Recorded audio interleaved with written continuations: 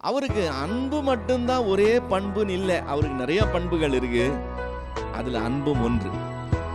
தேவனுக்கு கோபம் என்கிற ஒரு பண்பும் இருக்கு. அந்த தேவ கோபத்தை யாரும் அவ்வளவா தியானிக்கிறது இல்லை, போதிக்கிறது இல்லை. உண்மை என்னன்னா, தேவனுடைய அன்பை நாம் புரிந்து கொள்ளணும்னா தேவனுடைய கோபம்னா என்னன்னு தெரிஞ்சிருக்கணும். தெரிஞ்சிருந்தாதான் இந்த அன்பு என்னங்கிறத புரிந்து கொள்ளவே முடியும். நாம் தேவ கோபத்தை தியானிக்காததுனால இந்த தேவ அன்பை ஒரு மேலோட்டமாவே பார்த்துக்கிட்டு இருக்கோம். இது எவ்வளவு பெரிய காரியங்கிறத நம்ம உணர்ந்து கொள்ளுகிறது இல்லை. இந்த மாலை வேளையில நாம் தியானிக்க போகிற வேத பகுதி யோவான் எழுதின சுவிசேஷம் 3வது அதிகாரம் 16வது வசனம். யோவான் 3:16. தேவன் தம்முடைய ஒரே பேரான குமாரனை விசுவாசிக்கிறவன் எவனோ அவன் கெட்டு போகாமல் நித்திய ஜீவனை அடையும்படிக்கு அவரை தந்தருளி இவ்வளவாய் உலகத்தில் அன்பு கூர்ந்தார். கர்த்தருடைய சிலுவையை பற்றி நாம் தியானித்து வருகிறோம். சிலுவை என்று சொன்னாலே கிறிஸ்தவம் என்று சொல்லி உலகமே அதை அடையாளப்படுத்தி கொள்ளக்கூடிய அளவுக்கு எல்லாருடைய சிலுவையை விட இயேசுவின் சிலுவை விசேஷமானது என்று சொல்லி பார்த்தோம். உலகம் சிலுவைன்னு சொன்னாக்க இயேசு கிறிஸ்து அல்லது கிறிஸ்தவம் என்று சொல்லி அடையாளப்படுத்தினாலும் விசுவாசிகளாகிய நமக்கு சிலுவையை பார்க்கும்போது அதில் நாம் பார்ப்பது என்ன என்று சொல்லி பார்த்தோம். அதில் 2 காரியம் பார்த்துருக்கிறோம். ஒன்று, பாவத்தின் அகோரத்தை நாம் சிலுவையில் பார்க்கிறோம். இல்லைன்னா பாவம் இவ்வளவு அகோரமானது நமக்கு தெரியாது. 2வது காரியம் என்னன்னு சொன்னால், அந்த சிலுவையில் அந்த பாவத்தின் அகோரத்தை நீக்குகிறதற்கு கர்த்தர் பயன்படுத்தின அவருடைய ஞானம், தேவனுடைய ஞானம் எப்படி செயல்படுதுன்னு சொல்லி நம்ம சிலுவையை பார்க்கும்போது கற்றுக்கொள்கிறோம். இன்றைக்கு நாம் அந்த சிலுவையில் அந்த தேவன் தம்முடைய ஞானத்தை கொண்டு ஏன் செய்தார் என்று பார்க்க போகிறோம். அவர் அன்பாகவே இருக்கிற தேவனாக இருக்கிறதுனால அந்த சிலுவையில் தம்முடைய அன்பை அவர் வெளிப்படுத்தினார் என்றும் அது எப்படி நாம் கற்றுக்கொள்ளலாம் என்று சொல்லியும் நாம் இன்னைக்கு பார்க்க போகிறோம். நாம் வாசித்த இந்த வசனம் சொல்லுது, தேவன் தம்முடைய ஒரே பேரான குமாரனை விசுவாசிக்கிறவன் எவனோ அவன் கெட்டு போகாமல் நித்திய ஜீவனை அடையும்படிக்கு அவரை தந்தருளி இவ்வளவாய் உலகத்தில் அன்பு கூர்ந்தார் என்று சொல்லி. தேவனுக்கு பல பண்புகள் உண்டு, அதில் அன்பும் ஒரு பண்பு. யோவான் எழுதின 1வது நிருபம் 4வது அதிகாரம் 8வது வசனத்தில் நாம் பார்க்கிறோம், அன்பில்லாதவன் தேவனை அறியான், தேவன் அன்பாகவே இருக்கிறார் என்று சொல்லி. தேவனுடைய அன்பு என்கிற இந்த பண்பு அதிகமாய் போதிக்கப்படுகிற ஒரு காரியம், அதிகமாய் தியானிக்கப்படுகிற ஒரு காரியம், அதிகமாய் பேசப்படுகிற ஒரு காரியம். அவருக்கு அன்பு மட்டும்தான் ஒரே பண்புன்னு இல்லை, அவருக்கு நிறைய பண்புகள் இருக்கு. அதில் அன்பும் ஒன்று. தேவனுக்கு கோபம் என்கிற ஒரு பண்பும் இருக்கு. அந்த தேவ கோபத்தை யாரும் அவ்வளவா தியானிக்கிறது இல்லை, போதிக்கிறது இல்லை. உண்மை என்னன்னா, தேவனுடைய அன்பை நாம் புரிந்து கொள்ளணும்னா தேவனுடைய கோபம்னா என்னன்னு தெரிஞ்சிருக்கணும். தெரிஞ்சிருந்தாதான் இந்த அன்பு என்னங்கிறத புரிந்து கொள்ளவே முடியும். நாம் தேவ கோபத்தை தியானிக்காததுனால இந்த தேவ அன்பை ஒரு மேலோட்டமாகவே பார்த்துக்கிட்டு இருக்கோம். இது எவ்வளவு பெரிய காரியங்கிறத நம்ம உணர்ந்து கொள்ளுகிறது இல்லை. மோசே தன்னுடைய சங்கீதத்தில் சொல்லும்போது சொல்லுகிறான், 90வது சங்கீதம் 11வது வசனத்தில், உமது கோபத்தின் வலிமையையும் உமக்கு பயப்படத்தக்க விதமாய் உமது உக்கிரத்தையும் அறிந்து கொள்ளுகிறவன் யாருன்னு சொல்லு. அந்த யாருன்ற வார்த்தை வந்தாலே அது ஒரு சவால். அப்படின்னு என்ன அர்த்தம்? சாதாரணமாக எல்லாராலையும் அதை செய்ய முடியாது, அது விசேஷமான சிலரால் தான் செய்ய முடியும். இப்போ இங்கே ஒரு சவாலாக சொல்கிற காரியம் என்ன? உமது கோபத்தின் வல்லமையும் உமக்கு பயப்படத்தக்க விதமாய் உமது ஊக்கிரத்தையும் அறிந்து கொள்ளுகிறவன் யார் என்று சொல்லி. தேவனுக்கு கோபம் உண்டு. அந்த கோபம் எப்படி இருக்கும் என்னன்னு நம்ம தெரிஞ்சுக்கணும்னா, வரலாற்றில் ஒரு 3 சம்பவங்களில் அந்த கோபம் வெளிப்பட்டதை வேதம் நமக்கு ரெக்கார்ட் பண்ணியிருக்கு. அந்த கோபம் முழுமையான கோபம் இல்லை, அந்த கோபம் கொஞ்சமான கோபம். ஆனால் அந்த கொஞ்சமான கோபம் எப்பேற்பட்ட பேரழிவை உண்டு பண்ணினது, அவர் கோபம் எப்படிப்பட்டதுன்னு சொல்லி நமக்கு ஒரு கிளிம்ஸ் அப்படி காமிச்சிருக்கு. இதை நம்ம எங்கே பார்க்குறோம்னு சொன்னால், பேதுரு எழுதின நிருபம் 2வது அதிகாரம், 2 பேதுரு 2வது அதிகாரம் 4, 5, 6 வசனங்களில் பேதுரு அந்த 3ஐயுமே அப்படியே அடுத்தடுத்து லிஸ்ட் பண்ணுறதை நம்ம பார்க்க முடியும். 2 பேதுரு 2வது அதிகாரம் 4, 5, 6. ஃபர்ஸ்ட் இன்ஸ்டன்ஸ் என்னவா? பாவம் செய்த தூதர்களை தேவன் என்ன செய்யலையா? தப்ப விடலையா. ஒருத்தர் கூட தப்பிக்கலை. பாவம் செய்த தூதர்களை தேவன் தப்ப விடலை. என்ன செய்தாரா? அந்தகார சங்கிலியினால் கட்டி நரகத்திலே தள்ளி நியாய தீர்ப்புக்கு வைக்கப்பட்டவர்களாக ஒப்பு கொடுத்திருக்கிறார்னு சொல்லி, இது ஃபர்ஸ்ட் இன்ஸ்டன்ஸ்.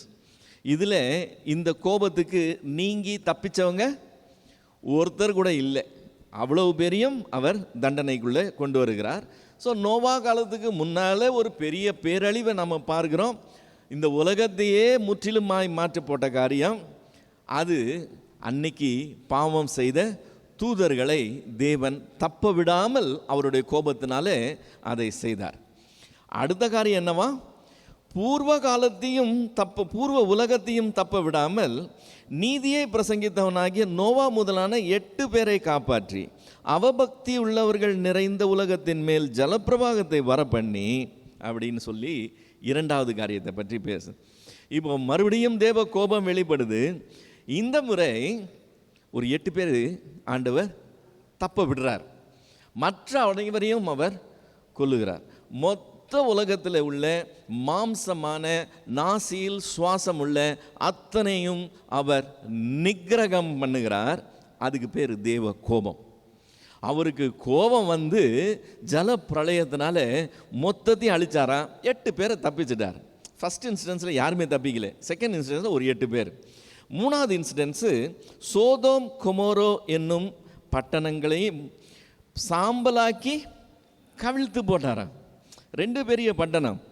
அந்த 2 பெரிய பட்டணத்தை ஒரே ராத்திரியில், பொழுது விடிஞ்சா அது வெறும் பஸ்பமாக இருக்கு, சாம்பலாக இருக்கு. ஒரே ராத்திரியில் அழிக்கிறாரு. எவ்வளோ பேர் தப்பிக்கிறாங்க? 4 பேர். லோத்தின் குடும்பத்தார் 4 பேர் மட்டும் அதுலேருந்து தப்பி வெளியே வராங்க. ஸோ இந்த மாதிரி 3 சம்பவங்கள் அடுத்து சொல்லப்படுது. இதில் தேவ கோபம் வெளிப்பட்டது. ஆனால் தேவ கோபம் முழுமையாய் வெளிப்பட்டு இதுவரைக்கும் யாரும் பார்த்ததே கிடையாது. அது எப்படி இருக்கும்னு யாருக்கும் தெரியாது. ஆனால் அந்த கோபம் வெளிப்படுறதுக்குனே ஒரு பர்டிகுலர் டே ஆண்டவர் வச்சிருக்கிறார்னு வேதம் சொல்லுது. ஒரு குறிப்பிட்ட நாள் வைத்திருக்கிறார். அந்த நாளில் அவருடைய கோபம் முழுமையாய் வெளிவரப்போதான். அந்த டேக்கு பேர் தேவ கோபாக்கினையின் மகா நாள்னு வேதம் சொல்லும். சாதாரண நாள் இல்லையா, அவருடைய கோபாக்கினையின் மகா நாள். வெளிப்படுத்தல் 6வது அதிகாரம் 17வது வசனத்தில் அந்த வார்த்தை மென்ஷன் பண்ணப்படுகிறதை பார்க்கிறோம். வெளிப்படுத்தல் 6:17 அவருடைய கோபாக்கினையின் மகா நாள் வந்துவிட்டது, யார் நிலை நிற்கக்கூடும் என்று சொல்லி. ஸோ தேவனுக்கு கோபம் என்று சொல்லி ஒன்று உண்டு. அந்த கோபம் வெளிப்பட்டது உண்டு. அந்த கோபம் முழுமையாக இது வரைக்கும் வெளிப்படலை. கொஞ்சம் கொஞ்சம் வெளிப்பட்டப்பவே அந்த அளவுக்கு பெரிய பேரழிவுகள் உண்டானதை நாம் பார்க்கிறோம். ஆனால் ஒரு நாள் வரப்போகுதான், அன்னைக்கு அது முழுமையாக வெளிவரப்போகுதான். அந்த நாளுக்கு பேர் என்னவா? கோபாகினையின் மகா நாள்னு சொல்லியிருக்கு. இப்போ இந்த நாள் வருதுன்னு சொல்லிக்கிட்டே இருக்கலாம். ஆனால் பைபிள் என்ன சொல்லுதுன்னா, அந்த நாளை அவர் குறித்து விட்டார்னு சொல்லுது. அந்த நாளை ஃபிக்ஸ் பண்ணிட்டாருன்னு சொல்லியிருக்கு. அப்போஸ்தலர் நடபடிகள் 17வது அதிகாரம் 31வது வசனம். அப்போஸ்தலர் 17:31. மேலும் ஒரு நாளை குறித்திருக்கிறார், அதிலே தாம் நியமித்த மனுஷனை கொண்டு பூலோகத்தை நீதியாய் நியாயந்தீர்ப்பார். ஒரு நாளை குறித்திருக்கிறார்னு சொன்னாங்க, அதனுடைய இம்ப்ளிகேஷன் என்னங்கிறத நம்ம கவனிக்கணும். இப்போ வீடு கட்டிகிட்டு இருக்கோம்னு வச்சுக்கோங்களேன், எல்லா வேலையும் நடந்துகிட்டே இருக்கும். அது ஒரு ஒரு ஒரு பேஸில் நடக்கும். ஆனால் ஃபைனல் ஸ்டேஜ்கிட்ட வரும்போது என்னைக்கு அது நம்ம இனாக்ரேட் பண்ண போகிறோன்ற டேட்டை ஃபிக்ஸ் பண்ணிட்டோன்னு வச்சுக்கோங்க. அந்த டேட்டை ஃபிக்ஸ் பண்ணதின் அடிப்படையில் எல்லா வேலையும் நடக்க ஆரம்பிக்கும். அதுக்கு முன்னாடியே வேலை நடந்தது. டேட்டை ஃபிக்ஸ் பண்ண அப்புறம் நடக்கிற பேஸ் வேறு மாதிரி இருக்கும். இப்போ டேட் ஃபிக்ஸ் பண்ணலன்னா இன்றைக்கி இல்லைன்னா நாளைக்கு செஞ்சுக்கலாம்னு சொல்லி அது போகும்.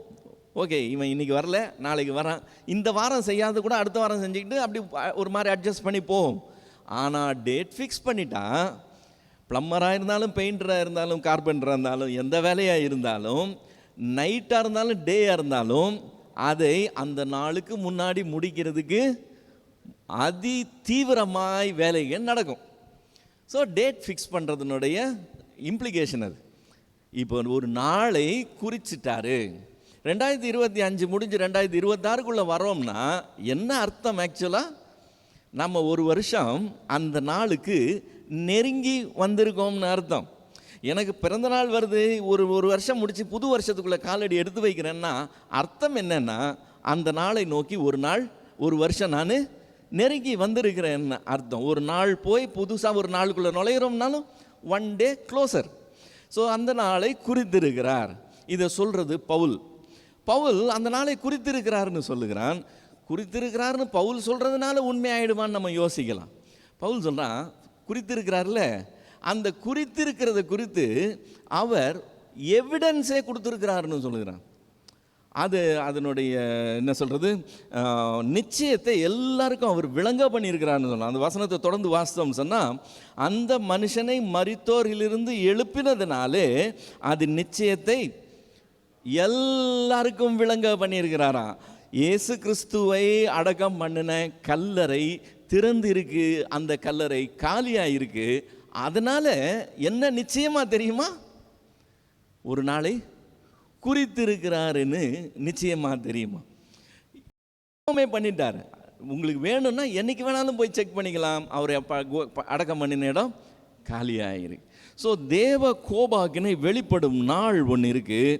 அந்த நாளை ஃபிக்ஸ் பண்ணியிருக்கிறார். ஃபிக்ஸ் பண்ணிட்டாருன்னு சொல்லி நம்ம நம்புகிறது இல்லை, ஃபிக்ஸ் பண்ணிட்டாருன்னு அவர் அது நிச்சயத்தை எவிடன்ஸோட ப்ரொவைடும் பண்ணியிருக்கிறார். இது இப்படி இருக்கும்போது அந்த நாளில் அந்த கோபம் எப்படி இருக்கும், இதுவரைக்கும் யாரும் பார்த்தது இல்லைன்னா அது எப்படி இருக்கும்னு சொல்லி நம்ம இமேஜின் பண்ண வேண்டிய அவசியமே கிடையாது. ஆக்சுவலாக அந்த நாளில் தேவ கோபம் வெளிப்படும் போது அது எப்படி இருக்கும்னு நம்முடைய ஆண்டவர் ஊழியம் செய்யும்போது தெளிவாக சொல்லிகிட்டே போயிருக்கிறார். மார்க் எழுதின சுவிசேஷம் 9வது அதிகாரம் 44வது வசனம். மார்க்கு 9:44 2 வார்த்தை சொல்கிறார். இப்போ நம்ம ஒரு 3 வசனம் சொல்ல போகிறேன். இப்போ இந்த 3 வசனத்தில் வர்ற பாயிண்ட்ஸ் மட்டும் நம்ம நோட் பண்ணிக்குவோம், அதை எலாபரேட் பண்ணுறது தொடர்ந்து பண்ணிடுவோம். இப்போ 9:44 2 காரியம் சொல்லப்படுது. அங்கே அவர்கள் புழு சாகாதாம். ஸோ அங்கே என்ன இருக்கும்? பாயிண்ட் நம்பர் 1, புழு இருக்கும். அந்த புழு என்ன புழு? சாகாத புழு. அவ்வளோதான், அது வரைக்கும் வச்சுக்கோங்க. அந்த புழு சாகாத புழு. பாயிண்ட் நம்பர் 2 என்னது? அங்கே என்ன இருக்கும்? அக்கினி இருக்கும். அந்த அக்கினி அவியாத அக்கினியாக இருக்கும். ஓகே, இது 2 காரியம். அடுத்தது மத்தேயு 8வது அதிகாரம் 12வது வசனம்.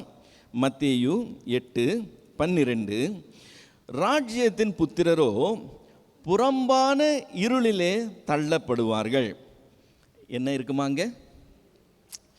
புறம்பான சைடில் இருள் இருக்கும். ஓகே, ராஜ்யத்தின் புத்திரரோ புறம்பான இருளிலே தள்ளப்படுவார்கள். அந்த இருளிலே தள்ளப்பட்ட அந்த சூழ்நிலையில் அவங்க மத்தியில் 2 காரியம் இருக்குமா? என்ன இருக்கும்? அழுகை இருக்கும், அப்புறம் பற்கடிப்பு இருக்கும். ஸோ 5 காரியம் வந்துச்சா? முதல் காரியம் என்னது? புழு இருக்கும், சாகாத புழு. செகண்டு அக்கினி இருக்கும், அது அவியாத அக்கினி. தேர்டு இருள் இருக்கும். 3வது அழுகை இருக்கும். 4வது அழுகை இருக்கும். 5வது பற்கடிப்பு இருக்கும். ஓகே, இன்னும் கொஞ்சம் எக்ஸ்பிளனேஷனுக்காக வெளிப்படுத்தல் 21வது அதிகாரம் 8வது வசனத்தில் ஒரு பட்டியல் வருது. அந்த பட்டியல் எல்லாமே சேர்த்து அவங்க அனைவரும்னு சொல்லி 2ஆம் மரணமாகிய அக்கினியும் கந்தகமும் எரிகிற கடலிலே பங்கடைவார்கள்னு சொல்லியிருக்கு. ஸோ அக்கினின்னு சொன்ன அந்த ஒரு வார்த்தைக்கு கொஞ்சம் எக்ஸ்பிளனேஷன் என்னது, அங்கே அது அக்கினி மட்டும் கிடையாது, அக்கினியோடு சேர்ந்து கந்தகமும் இருக்குது. அது சும்மா கொஞ்சம் ஒரு பக்கமாக எரிகிற அக்கினி இல்லையா, அது மொத்தமே ஒரு அக்கினி கடலாக இருக்கும் என்று சொல்லி வேதம் நமக்கு சொல்லுது. ஓகே, இப்போ அந்த தேவ கோபாக்கினையின் மகா நாள் வரும்போது அங்கே எதிர்பார்க்கக்கூடியது நம்பர் 1 என்னது, புழு. அந்த புழு சாகாது. இப்போ இந்த புழுன்னு சொல்லும்போது நமக்கு இப்போ ஒரு ஒரு உயிர் போன ஒரு சடலம் கிடக்குதுன்னு வச்சுக்கோங்களேன். ஒரு 2 நாள் 3 நாள் ஆச்சுன்னா அந்த சடலத்தில் புழு தோன்றும். மேகட்ஸ்ன்னு சொல்லுவோம். வெள்ளை கலரில் இருக்கும், கொஞ்சம் இவ்வளோ சைஸில் இருக்கும். இப்போ இந்த மேகட்ஸ் செய்கிற காரியம் என்னது, அந்த மாம்சத்தை அது தின்னும்.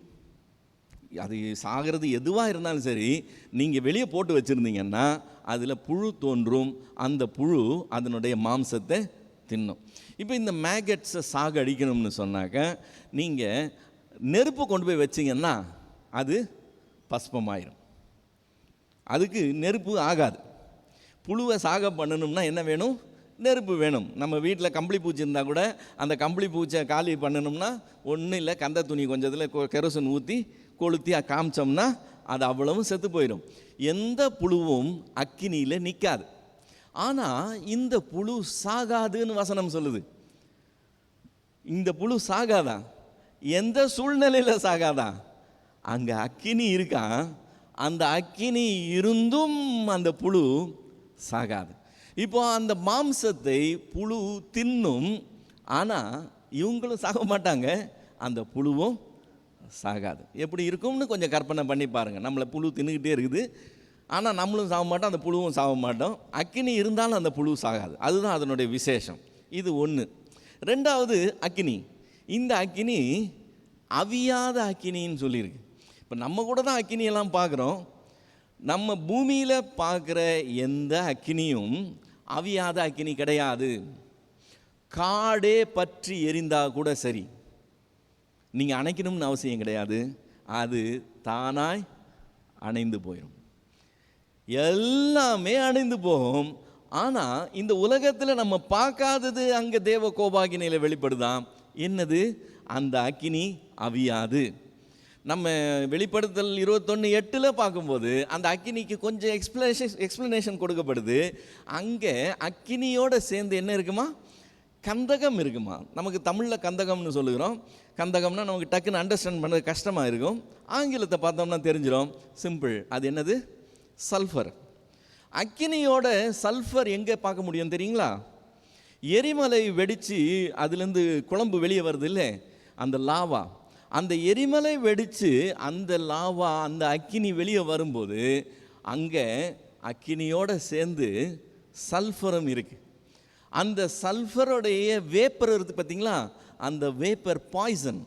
ஸோ அந்த இது பக்கத்தில், அந்த லாவா பக்கத்தில் போகிறவங்களுக்கு பெரிய ரிஸ்க்கு. அந்த லாவாவுடைய ஹீட்டை விட அந்த சல்ஃபர்னால் வர்ற இன்ஹேல் பண்ணி செத்து போகிறதுக்கு வாய்ப்புகள் அதிகம்.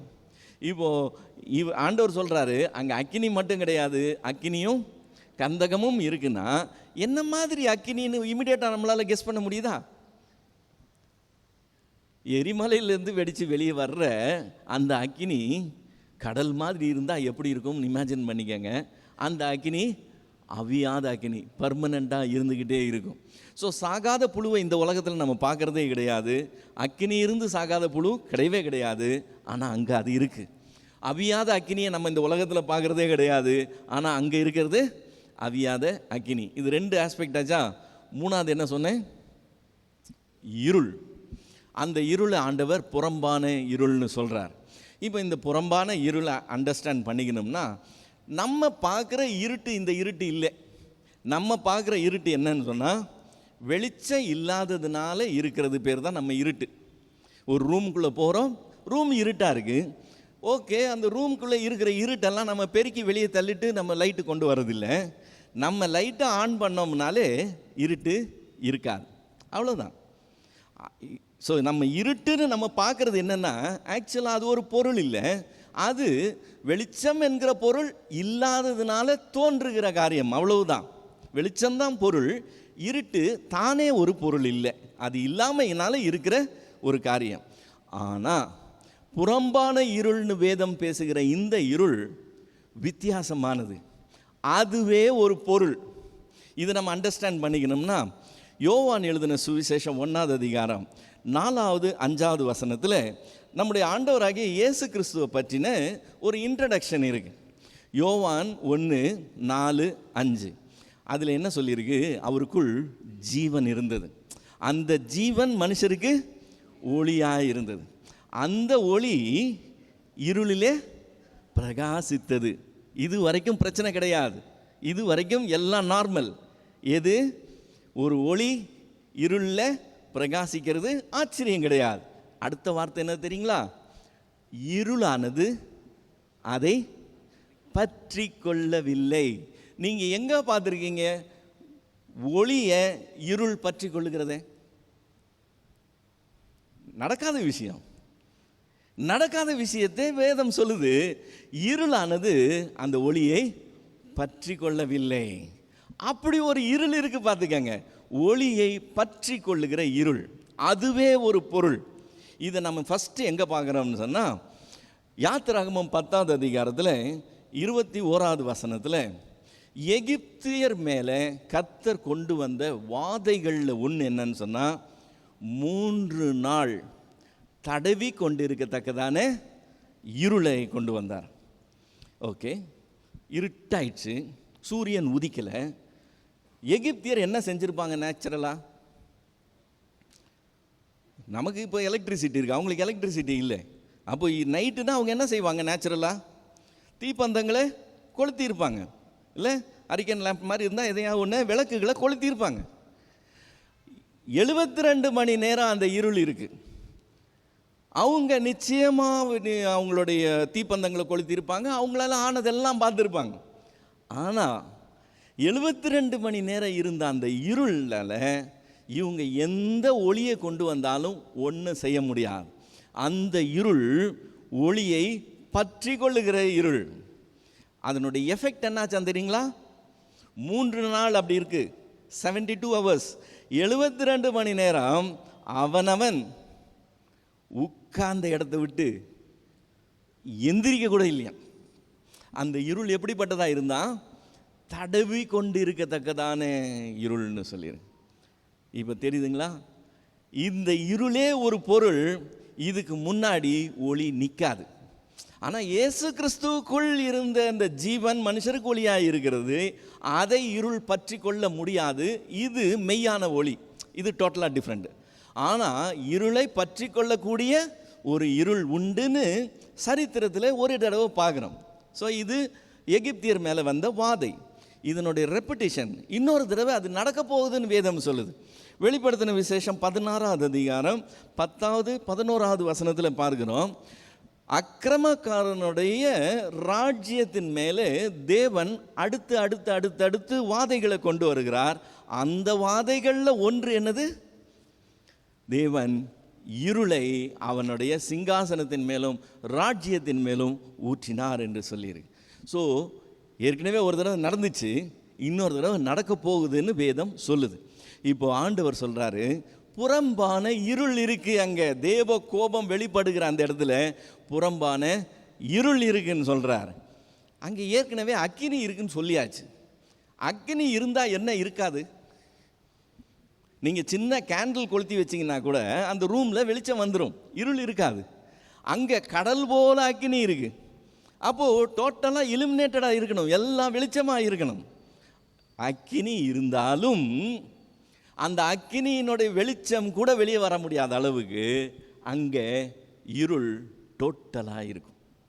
அப்போ அது எவ்வளோ பயங்கரமாக இருக்கும்னு யோசித்து பாருங்கள். கம்ப்ளீட் டார்க்னஸ், ஆனால் அக்கினி கடல் கந்தகத்தோடு இருக்குது, அங்கே புழு இருக்குது, அந்த புழு நம்மளை தின்னுக்கிட்டே இருக்குது. அந்த சிச்சுவேஷன். இப்போ அந்த சிச்சுவேஷனில் இருக்கிறவங்க 2 காரியம் செய்வாங்கன்னு சொல்கிறார். என்ன செய்வாங்களா? ஃபஸ்ட்டு பாயிண்ட்டு, அழுவாங்கன்னு சொல்கிறார். அழுகை எப்போ வரும்? அழுகை எப்போ வரும்? இந்த நிலைக்கு வந்துட்டேனே, இப்படி தப்பு பண்ணிட்டேனேன்னு நொந்து கொள்ளும்போது அழுக வரும். இழந்துட்டோமே, நம்ம இப்படி வந்து முடிஞ்சிட்டோமேன்னு சொல்லி தன்னுடைய நிலையை நினைக்கும் போது அழுக வரும். அது ஓகே. அந்த அழுக அதோடு நிற்கிறது இல்லை. இப்போ இதுக்கு முடிவு இல்லை. நீங்கள் என்ன தான் அழுதாலும் முடிவு இல்லை. இதை நீங்கள் சகிச்சு தான் ஆகணுன்றப்போ, சகிக்க முடியாத வேதனையை சகிச்சு தான் ஆகணுன்றப்போ வர்றதுக்கு பேர் தான் பற்கடிப்பு. உங்களுக்கு இன்ஜெக்ஷனே பிடிக்காது, டாக்டர்கிட்ட போயிருக்கிறீங்க, டாக்டர் உங்களுக்கு இன்ஜெக்ஷன் போடணும்னு சொல்லிட்டார். இப்போ டாக்டரை தள்ளி விட்டு ஓடி வரணும்னு நினைக்க போகிறதில்ல. எனக்கு பிடிக்காதுன்னு நம்ம அடம் பிடிக்க போகிறதில்ல. என்ன செய்கிறோம்? அந்த இன்ஜெக்ஷன் போடுற வரைக்கும் கொஞ்சம் பல்ல கடிச்சிக்கிறோம். ஸோ அவாய்ட் பண்ண முடியாது, தாங்கி தான் ஆகணும்னா வேறு என்ன செய்கிறது? பல்ல கடிச்சிக்கிறது. ஸோ அங்கே அந்த காம்பினேஷன் நடந்துக்கிட்டே இருக்குமா. அழுவாங்க, பல்ல கடிப்பாங்க, அழுவாங்க, பல்ல கடிப்பாங்க. எவ்வளவு நாளைக்கு? எவ்வளவு நாளைக்கு? நிரந்தரமாக, நித்திய காலமாக. இதை பார்க்கும்போது தான் இதில் நியாயமே இல்லையா ஆண்டவரே நமக்கு தோணும். ஏன்னா பனிஷ்மெண்ட் வந்து அந்த க்ரைமுக்கு ப்ரொபோஷனலாக இருக்கணும். எவ்வளோ தப்பு பண்ணோமோ அந்த தப்புக்கு ப்ரொபோஷனலாக தான் பனிஷ்மெண்ட் இருக்கணும். இவ்வளோ தப்பு பண்ணவனுக்கு அவ்வளோ பெரிய தண்டனை கொடுத்தோம்னா நம்மளே சொல்லுவோம் அது அநீதி, அது தப்பு, அப்படி இருக்கக்கூடாதுன்னு நம்ம சொல்லுவோம். இப்போ இவங்க அதில் உள்ளே போயிட்டு கஷ்டப்படுறவங்க எவ்வளோ நாள் வாழ்ந்தாங்க? ஒரு 80 வருஷம் வாழ்ந்தாங்கன்னு வச்சுக்கோங்களேன்.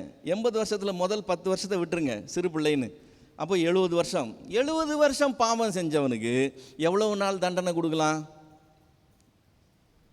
70 வருஷம் கொடுத்தா அதுவே அதிகம். அவனை நித்திய காலமாக போட்டு வாதிச்சா அது கொஞ்சம் நமக்கு ஒத்து வர மாதிரி தெரியல. அது எப்படி இது அநியாயமாக இருக்குதுன்ற மாதிரி. அன்பில்லாதவன் தேவனை அறியான், தேவன் அன்பாகவே இருக்கிறார்னு சொன்னால், அந்த அன்பாகவே இருக்கிற தேவனா இப்படி ஒரு காரியத்தை பண்ணி வச்சுட்டு அதுக்கு ஒரு டேட்டை வேற ஃபிக்ஸ் பண்ணி வச்சுட்டு இப்படி செய்கிறாரு. அந்த ஜீவ புஸ்தகத்தில் பேர் எழுதப்படாதவன்லாம் அக்கினியும் கந்தகமும் எரிகிற அந்த அக்கினி கடலில் என்ன செய்வாங்களா? அந்த தள்ளப்படுவாங்க மட்டும் நீங்கள் கொஞ்சம் தியானிக்கணும். உன் பேர் லிஸ்ட்டில் இல்லைப்பா, அப்படி போ, நீ போய் அதுக்குள்ளே குதின்னா எத்தனை பேர் ஓடி போய் வாலண்டியராக குதிக்க போகிறாங்கன்னு நினைக்கிறீங்க? உன் பேர் லிஸ்ட்டில் இல்லை, நீ அங்கே போன்னு சொன்னாங்க இங்கேயே அழுது புரண்டு மன்னிப்பு கேட்டு இன்னும் ஒரு சான்ஸ் கேட்டு அலறிட்டு கிடப்பாங்களோ இல்லையே, யாருமே அங்கே போக மாட்டாங்க. அப்போ என்ன செய்வாங்களா? அனுப்பப்படுவார்கள் இல்லை. என்ன செய்வாங்க? கதற கதற எட்டி உதைப்பாங்க. எப்படி இருக்கும்னு காட்சி மட்டும் கற்பனை பண்ணி பாருங்க.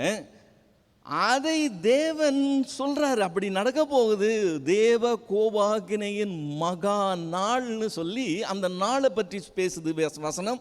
அந்த நாளில் என்ன எதிர்பார்க்கலான்னு சொல்லி ஓரளவுக்கு டீட்டெயில்ஸும் கொடுக்கப்படுது. ஸோ நமக்கு ஒரு ஐடியா இருக்குது அங்கே என்ன இருக்கும்னு சொல்லி ஒரு ஐடியா இருக்குது.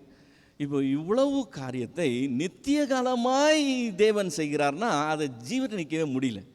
அது அநியாயம் மாதிரி நமக்கு தெரியுது. நாம் புரிந்து கொள்ள வேண்டியது என்னன்னு சொன்னால், தேவன் பூரணமானவர், பரிபூரணமானவர். தேவனுடைய அன்பு எப்படி பரிபூரணமானதோ அதே மாதிரி தேவனுடைய கோபமும் பரிபூரணமானது. இப்போ தேவனால் ரட்சிக்கப்படுறவங்க எவ்வளவு நாள் ரட்சிப்பின் வாழ்க்கையில் வாழ்ந்தாங்களோ அவ்வளோ நாள் மட்டும்தான் நித்திய காலமாக அவ்வளோ நாள் மட்டும்தான் பரலோகத்தில் இருப்பாங்கன்னு இருக்கான்னு? அப்படி இல்லைல்ல. கொஞ்ச நாள் தான் பரிசுத்தமாக வாழ்ந்தான். அந்த கொஞ்ச நாளைக்கு நம்ம நித்திய காலமாக அவரோட பரிசுத்தமாக அவரோட இருக்க போகிறோம்னா கொஞ்ச நாள் அசுத்தமாக வாழ்ந்தா அப்படியே அதுக்கு ஆப்போசிட் என்னது? நித்திய காலமாக நரகத்தில் பாதிக்கப்படு. அவரை பொறுத்த வரைக்கும் சகலமும் நித்தியம்தான். நீங்கள் ஜீவனுக்கு போனாலும் அது நித்திய ஜீவன் தான், நீங்கள் ஆக்கினைக்கு போனாலும் அது நித்திய ஆக்கினை தான். இதுதான் சிச்சுவேஷன். இப்போது தேவ கோபாக்கினை அப்படி இருக்கும். அதை தேவ கோபாக்கினை செய்யும்னு சொன்னால், தேவ அன்பு என்ன செய்யுதுன்னு சொன்னால், தேவன் தன்னுடைய ஒரே பேரான குமாரனை விசுவாசிக்கிறவன் எவனோ அவன் அங்கே போயிடக்கூடாது, கெட்டு போயிடாம நித்திய ஜீவனை அடையும்படிக்கு அவரை தந்தருளின்னு வசனம் சொல்லுது. இப்போ இதை தான் நம்ம விளங்கிக்கணும். அங்கே போகாமல் இங்கே வரணும்னு சொல்லி அவர் தன்னுடைய குமாரனை தந்தருளின். இப்போ அங்கே நித்திய கோபாக்கினே அப்படி இருக்கும்னு சொன்னால், நித்திய ஜீவனுக்குள்ளே வர்றதுக்கு தன்னுடைய குமாரனை தந்தருளினா என்ன சிலுவையில் அவர் அப்படி செய்தார்? அதுதான் கொஸ்டின். சிலுவையில் அவர் தொங்கினார், சிலுவையில் மரித்தார், ஓகே. ஆனால் சிலுவையில் சாதித்ததுன்னு ஏசாயா 53வது அதிகாரம் 5-6 வசனங்கள். ஏசாயா 53:5-6. நம்முடைய மீறுதல்களின் நிமித்தம் அவர் காயப்பட்டு, நம்முடைய அக்கிரமங்களின் நிமித்தம் அவர் நொறுக்கப்பட்டார். நமக்கு சமாதானத்தை உண்டு பண்ணும் ஆக்கினை அவர் மேல் வந்தது, அவருடைய தழும்புகளால் குணமாகிறோம். நாம் எல்லாரும் ஆடுகளைப் போல வழி தப்பி திரிந்து அவனவன் தன் வழியிலே போனோம். கர்த்தரோ நாம் எல்லாருடைய அக்கிரமத்தையும் அவர் மேல் விழ பண்ணினார். தப்பு பண்ணது யாரு? நான். அடிபட வேண்டியது யாரு? நான். ஆனால் என்னுடைய அக்கிரமத்தெல்லாம் தூக்கி அவர் மேலே வச்சார். 10வது வசனம் சொல்லுது, கர்த்தரோ அவரை நொறுக்க சித்தமாகி அவரை பாடுகளுக்கு உட்படுத்தினார். ஏன்? அதுதான் கொஸ்டின். ஏன்?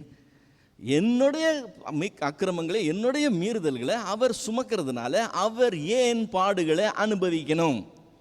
அந்த ஏன்னா, நமக்கு சமாதானத்தை உண்டு பண்ணும் ஆக்கினை அவர் மேல் வந்தது. இந்த சமாதானத்தை உண்டு பண்ணும் ஆக்கினைனா என்னன்னா, இப்போ மன்னிப்புன்ற காரியம் இருக்குது பார்த்தீங்களா? நான் என்னுடைய பாவங்களே, என்னுடைய அக்கிரமங்களே நான் அறிக்கையிட்டேன்னா அவர் மன்னித்து என்னை சுத்திகரித்துலாம் வசனம் பேசுது இல்லை? அந்த மன்னிப்பு இட் இஸ் நெவர் ஃப்ரீ. சரியாக புரிஞ்சுக்கணும்னா, ஒரு நாள் சிக்னலில் நின்றுருந்தேன். நின்றுக்கிட்டு இருக்கும்போது டொம்முன்னு சத்தம் கேட்டுது.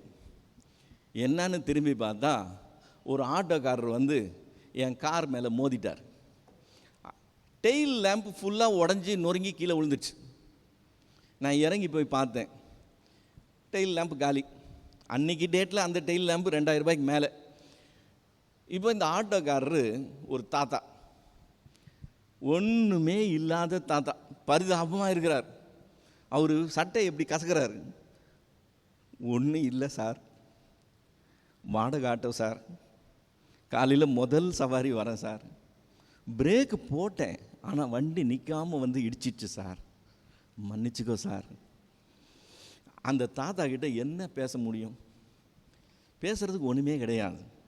இப்போ நான் என்ன சொன்னேன்? சரி தாத்தா போங்கன்னு சொல்லிட்டேன். இப்போ இந்த வார்த்தை ரொம்ப ஈஸி, சரி தாத்தா போங்க சொல்லியாச்சு. இப்போ யார் அந்த டெயில் லேம்புக்கு காசு கொடுக்குறது?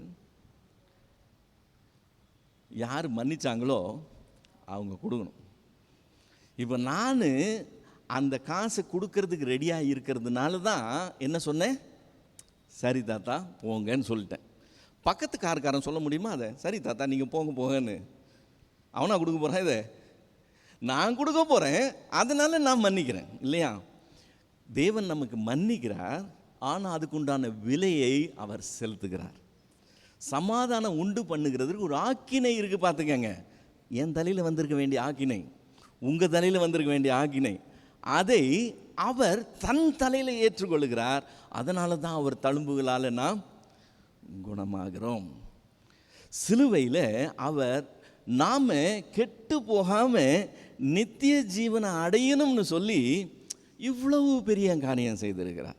இப்போ இந்த நித்திய ஜீவன்னா என்னன்னு நமக்கு வேதத்தில் அங்கங்கே கொஞ்சம் கொஞ்சம் ஹிண்ட்ஸ் இருக்குது. அதையும் ஓரளவுக்கு பார்த்தோம்னா நமக்கு ஒரு ஐடியா இருக்கும். நித்திய ஜீவன்னா என்னமா? சங்கீதம் 16:11 கடைசி வசனம். சங்கீதம் 16:11 வசனம், ஜீவ மார்க்கத்தை எனக்கு தெரியப்படுத்துவீர், உம்முடைய சமூகத்தில் என்ன இருக்குதா? உமது சமூகத்தில் பரிபூரண ஆனந்தம்னு வேதம் பேசுது.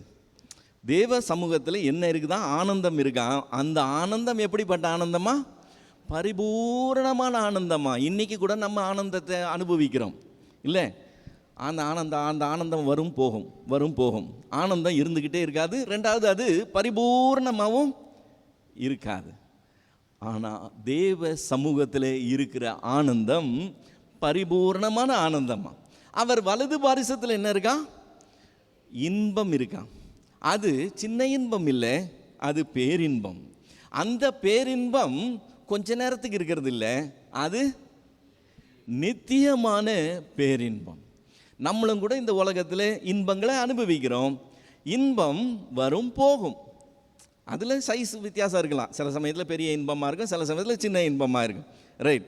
ஆனால் அங்கே இன்பம், பேரின்பம், அது நித்தியமாக இருக்கிற பேரின்பம். இது ரெண்டு இல்லாமல் நம்ம எல்லாம் தேவன் வாசம் பண்ணுகிற பரலோகத்துக்கு போக போகிறோம்னு கற்பனை பண்ணுறோம். வசனம் வேறு மாதிரி சொல்லுது. தேவன் உங்களுக்கும் எனக்கும் புதிய வானம் புதிய பூமியை சிருஷ்டிக்க போகிறாரா? நாம் அங்கே தான் போக போகிறோமா? தேவன் என்ன செய்ய போகிறாரா?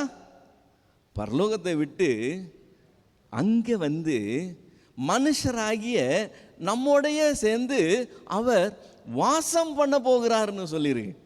அவர் சமூகத்தில் பரிபூரண ஆனந்தம், அவர் வலது பாரிசத்தில் நித்திய பேரின்பம். நாம் அங்கே போய் அனுபவிக்கிறது இல்லை, அவர் வந்து நம்மோட வாசம் பண்ண போகிறார்னு சொல்லி வெளிப்படுத்தல் 21 அதிகாரம் 3, 4 வசனம். வெளிப்படுத்தல் 21, 3, 4. மேலும் பரலோகத்திலிருந்து உண்டான ஒரு பெருஞ்சத்தத்தை கேட்டேன். ஒரு அனௌன்ஸ்மெண்ட், பெருஞ்சத்தம் அனௌன்ஸ் பண்ணுது. என்னன்னு? அது இதோ மனுஷர் மத்தியிலே தேவனுடைய வாசஸ்தலம் இருக்கிறது, அவர்களிடத்திலே அவர் வாசமாயிருப்பார், அவர்களும் அவருடைய ஜனமாயிருப்பார்கள். தேவன் தாமே அவர்களோட கூட இருந்து அவர்களுடைய தேவனாய் இருப்பார். அவர்களுடைய கண்ணீர் யாவையும் தேவன் துடைப்பார். இனி மரணமும் இல்லை, துக்கமும் இல்லை, அலறுதலும் இல்லை, வருத்தமும் இல்லை, முந்தினவைகள் ஒளிந்து போயின என்று விளம்பினது. இது ஒரு பெரிய ஈவெண்ட். பார்த்துக்கங்க. இதோ மனுஷரின் மத்தியில் தேவாதி தேவன் வாசம் செய்கிறாரேன்னு ஒரு பாட்டு இருக்கு.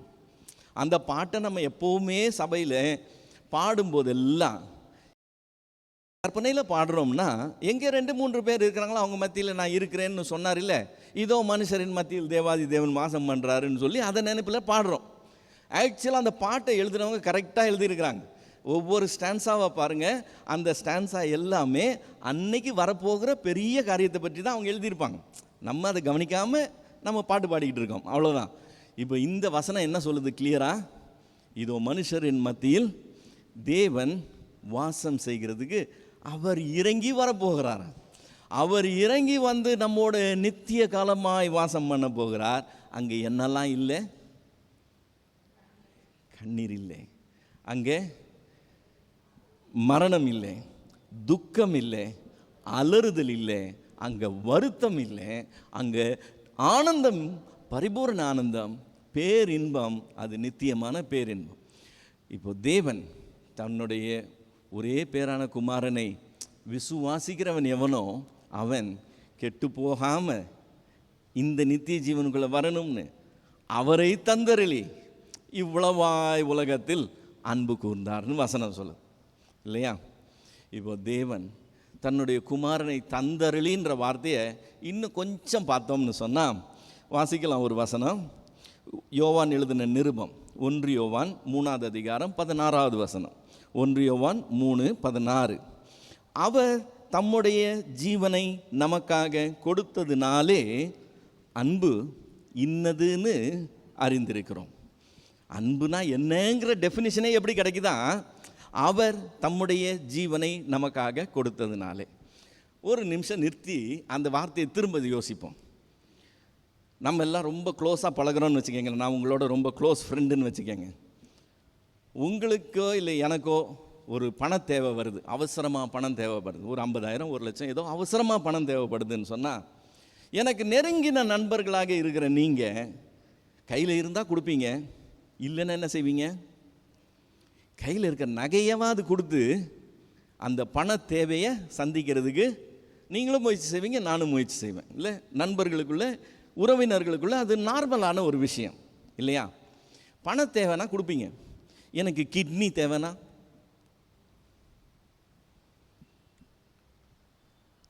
யோசிக்க வேண்டிய விஷயம் இல்லை.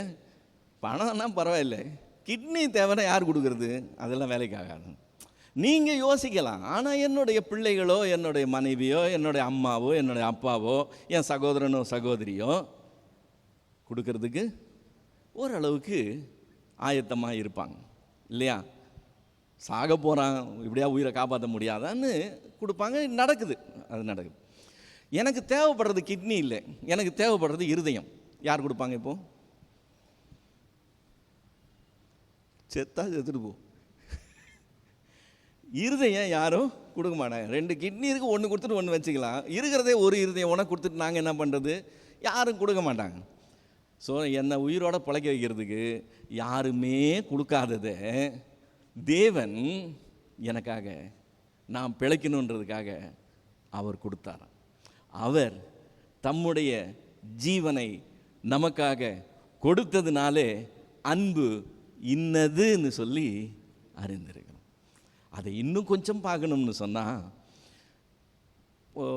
மகாத்மா காந்தி இருக்கிறார். காந்தியை சுடுறதுக்கு கோட்சேன்னு ஒருத்தன் வந்திருக்கிறான். யாருக்குமே தெரியாது, யாருக்குமே தெரியாது. அவன் திடீர்னு துப்பாக்கி எடுக்கிறான். நீங்கள் காந்திக்கு வலது பக்கத்தில் நிற்கிறீங்க. அவன் துப்பாக்கி எடுக்கிறத யாரும் பார்க்கல, நீங்கள் பார்த்துட்டீங்க. அவன் சுடுகிற அந்த நேரத்தில் உங்களையும் அறியாமல் நீங்கள் நடுவில் பாயிறதுக்கு வாய்ப்பு இருக்குது. யோசிக்காமல் கூட நம்ம அதை செய்வோம். வசனமே அப்படி சொல்லுது. ரோமருக்கு எழுதின நிருபம் 5ஆம் அதிகாரம் 7வது வசனம். ரோமர் 5:7-8. நீதிமானுக்காக ஒருவன் மரிக்கிறது அரிது, நல்லவனுக்காக ஒருவேளை ஒருவன் மரிக்க துணிவான். நடக்க முடியும், சாத்தியம். ஆனால் கிறிஸ்து எனக்காக தம்முடைய ஜீவனை கொடுத்தப்போ நான் நல்லவன் கிடையாது. அதுதான் அதில் பியூட்டி. 8வது வசனம் என்ன சொல்லுது? நாம் பாவிகளாய் இருக்கையில் கிறிஸ்து நமக்காக மரித்ததுனாலே தேவன் நம்ம மேல வைத்த அன்பை விளங்க பண்ணினார். எந்த வகையிலேயும் நான் அதுக்கு அருகதையே கிடையாது. எனக்காக போய் அவர் ஜீவனை கொடுத்தார் பாருங்க, அதுதான் அதில் பெரிய காரியம். அவரை தந்தருளின்னு சொல்லும்போது பாவியாக இருந்த என்னை வாழ வைக்கிறதுக்காக அவர் தன் ஜீவனை கொடுத்தார். அதில் தான் அந்த அன்பு வெளியே வருது. சிஸ்டர் சாரானோர்ஜி ரொம்ப அழகாக பாடுறாங்க. பாவியாக இருக்கையிலே அன்பாய் பாரில் என்னை தேடி வந்தாரே, நீசன் என்றென்னை தள்ளாமலே நேசனாக மாற்றிடவே, நீசன் என்றென்னை தள்ளாமலே நேசனாக மாற்றிடவே, இயேசுவின் மகா அன்பிதே அதின் ஆழம் அறியலாகுமோ, இதற்கு இணை ஏதும் வேறில்லையே, இணை ஏதும் வேறில்லையே, இதற்கு இணை ஏதும் வேறில்லையே, இணை ஏதும் வேறில்லையே. பாவியாக இருக்கும்போது எனக்காக அவர் அவ்வளோ பெரிய காரியம் செய்கிறார். பாவம் செய்த மனுஷன் மட்டும் இல்லை, பாவம் செய்த தூதர்கள் கூட உண்டு. தூதர்களுக்கு இவர் இதை செய்யலை, தூதர்களுக்கே செய்யாததை எனக்கு செய்தார். எபிரேயர்கள் எழுதின நிருபம் 2ஆம் அதிகாரம் 16வது வசனம் அதை தெளிவாக சொல்லுது. எபிரேயர் 2:16. ஆதலால் அவர் தேவ தூதருக்கு உதவியாக கை கொடாமல் ஆபிரகாமின் சந்ததிக்கு உதவியாக கை கொடுத்தார். இவ்வளவு காரியம் தேவன் இப்படிலாம் செய்திருக்கும் போது, தேவன் என் மேல அன்பா இருக்கிறார் அன்பா இல்லைன்னு எதை வச்சு முடிவு பண்றோம் தெரியுமா? நான் ஜெபம் பண்ண ஆண்டவர் கேட்டு எனக்கு ஆசீர்வாதம் கொடுத்தாருன்னா தேவன் என் மேலே அன்பா இருக்கிறார். தேவன் என் காரியங்கள் எல்லாம் வாய்க்க செய்தார்னா தேவன் என் மேலே அன்பாக இருக்கிறார்னு சொல்லி நாம் தேவன் கையிலேருந்து என்னத்தை பெறுகிறோமோ அதன் அடிப்படையில் அந்த அன்பை நாம் அளவு பண்ணிக்கிட்டு இருக்கிறோம். கிடைக்கலன்னு வச்சுக்கோங்களேன், ஜோம் பண்ணிகிட்டே இருக்கிறேன், கிடைக்கவே இல்லைன்னா தேவன் அன்பாக தான் இருக்கிறாரான்னு கொஸ்டின் வருதுல்ல, வருது இல்லையா? அப்படின்னா என்ன அர்த்தம்? எதன் அடிப்படையில் அந்த அன்பை நம்ம அளக்கிறோம்? கொடுத்தா அன்பு இருக்குது, கொடுக்கலன்னா அன்பு இல்லை. டிலே பண்ணி கொடுத்தாருன்னா சும்மா கொஞ்சமாக அன்பு வச்சுருக்கிறாருன்னு நம்ம ஒரு கணக்கு பண்ணிக்கிட்டே இருக்கிறோம். ஒரு 2 வசனம் வாசிப்போம். அந்த 2 வசனமும் தேவன் அன்பு கூர்ந்ததுனால என்ன செய்தாருன்னு சொல்லியிருக்கு. வாசிக்கலாமா? யோவான் எழுதின 1வது நிருபம் 1 யோவான் 4வது அதிகாரம் 10வது வசனம். 1 யோவான் 4:10.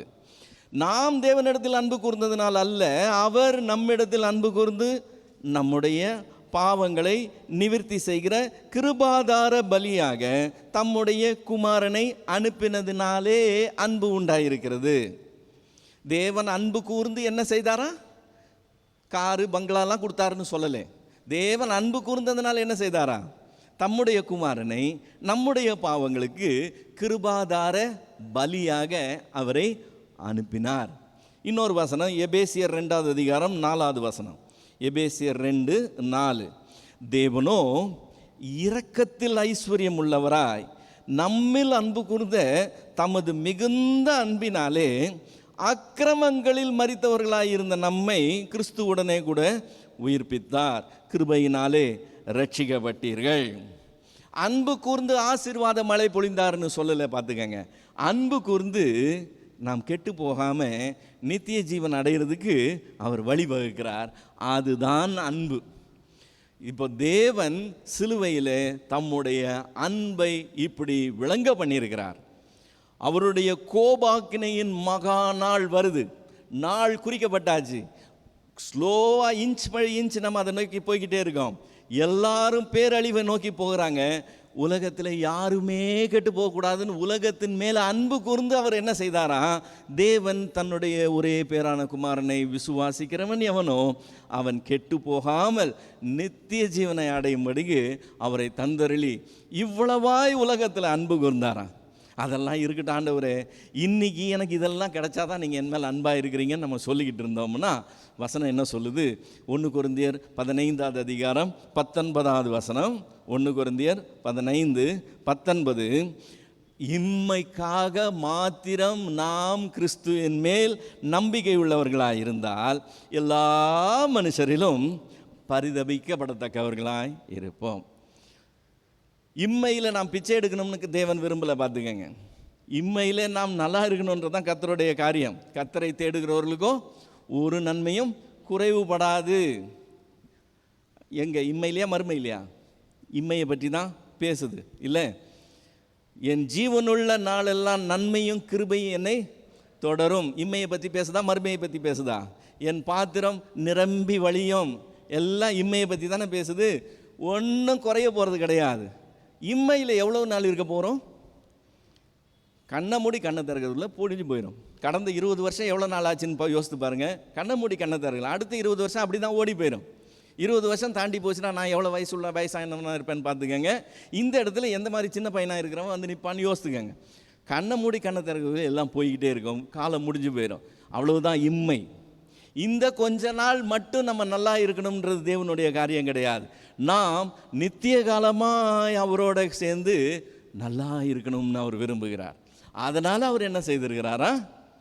ஒருவரும் கெட்டு போகாமல் நித்திய ஜீவனை அடையும்படி அவரை தந்தருளி இவ்வளவா உலகத்தை அன்பு கூர்ந்தார். இப்போ இந்த சிலுவையை பார்க்கும்போது எனக்கு என்ன கண்ணுக்கு தெரியுது? அந்த கோபாக்கினையிலிருந்து என்ன தப்பு வைக்கிறதுக்கு இவ்வளவு பெரிய முயற்சி எடுத்து எனக்காக இவ்வளவா அன்பு கூர்ந்தார் என்கிறதை நான் உணர்ந்து கொள்ளுகிறேன். இப்போ இந்த தேவ அன்பை நான் எனக்கு பிரயோஜனப்படுத்திக்கணும். அதை நான் உணர்ந்து கொண்டு அதுக்கேற்ற மாதிரி ஜீவிக்கிறவனாக இருக்கணும். இந்த தேவ அன்பு இலவசமாக கொடுக்கப்பட்டால் கூட அதுக்கு உண்டான விலையை அவர் சிலுவையில் செலுத்தினார். இலவசமாக கொடுக்கப்பட்டிருந்ததுனால அது இலவசமாக வரல. கர்த்தர் அவரை நொறுக்க சித்தமாகி அவரை பாடுகளுக்கு உட்படுத்தினார்னு வசனம் சொல்லுது. அதை உங்களுக்காக எனக்காகவும் சிலுவையில் அவர் அனுபவித்தார்.